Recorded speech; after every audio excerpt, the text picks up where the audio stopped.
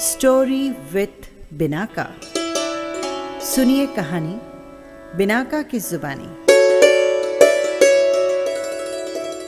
तो लीजिए, हाजिर है भगवान महावीर और चंड कौशिक सर्प की कहानी।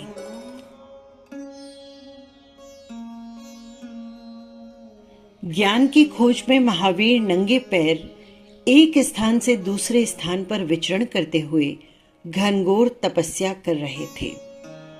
एक बार वो श्वेतांबी नगरी जा रहे थे, जिसका रास्ता एक घने जंगल से होकर गुजरता था और उसमें चंड कौशिक नाम का एक भयंकर सांप रहता था। उस सर्प के बारे में प्रसिद्ध था कि वो बहुत क्रोध में रहता था और उसके देखने मात्र से ही पक्षी, जानवर या इंसान सभी मृत हो जाते थे।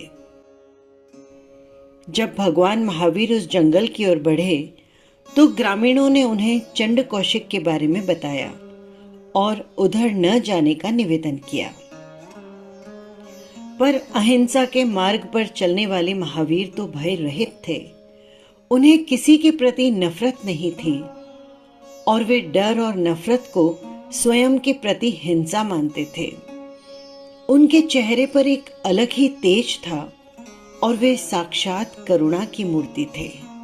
उन्होंने गांव वालों को समझाया कि आप लोग भयभीत न हों और महावीर जंगल में प्रवेश कर गए। कुछ देर चलने के बाद जंगल की हरियाली क्षीण पड़ने लगी, भूमि बंजर नजर आने लगी। वहां के पेड़ पौधे मृत हो चुके थे और जीवन का कहीं नामो निशान नहीं था। महावीर समझ गए कि वो चंड कौशिक के इलाके में पहुंच चुके हैं। वे वहीं रुक गए और ध्यान मुद्रा में खड़े हो गए। महावीर के हृदय में प्रत्येक जीव के कल्याण के लिए शांति और करुणा बह रही थी। महावीर की आहट सुन चंड कौशिक फौरन सतर्क हो गया और अपने बिल से बाहर निकला। महावीर को देखते ही वो क्रोध से लाल हो गया और मन ही मन सोचा, इस तुच्छ मनुष्य के यहां तक आने की हिम्मत कैसे हुई। वो महावीर की ओर अपना फन उठाकर फुफकारने लगा, पर महावीर तो शांत चित्त अपनी ध्यान मुद्रा में खड़े थे। वे जरा भी विचलित नहीं हुए। ये देखकर तो चंड कौशिक और भी ज्यादा क्रोधित हो उठा और उनकी ओर बढ़ते हुए अपना फन हिलाने लगा। महावीर अभी भी शांति से खड़े थे, न भागने की कोशिश की, न वे भयभीत हुए। सर्प का तो क्रोध बढ़ता ही जा रहा था।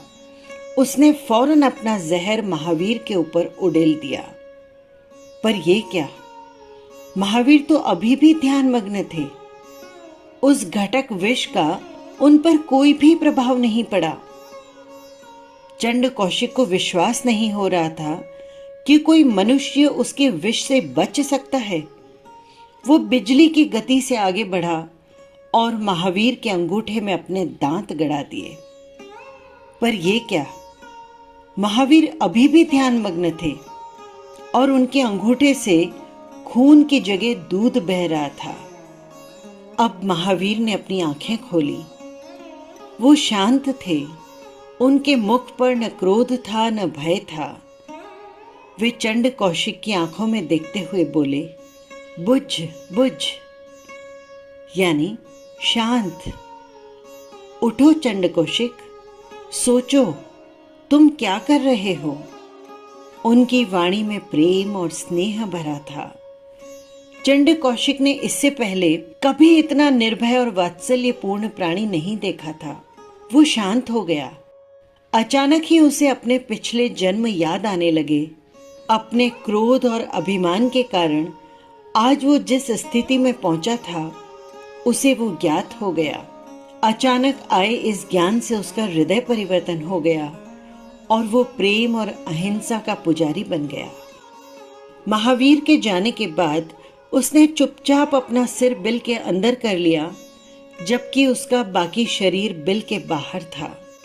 धीरे धीरे ये बात सभी को ज्ञात हो गई कि चंड कौशिक बदल गया है। बहुत से लोगों ने उसे नाग देवता मानकर दूध, घी इत्यादि से उसकी पूजा करने लगे और वो लोग जिन्होंने उसके विष के कारण अपने प्रियजन खोए थे, उस पर ईंट और पत्थर फेंकने लगे।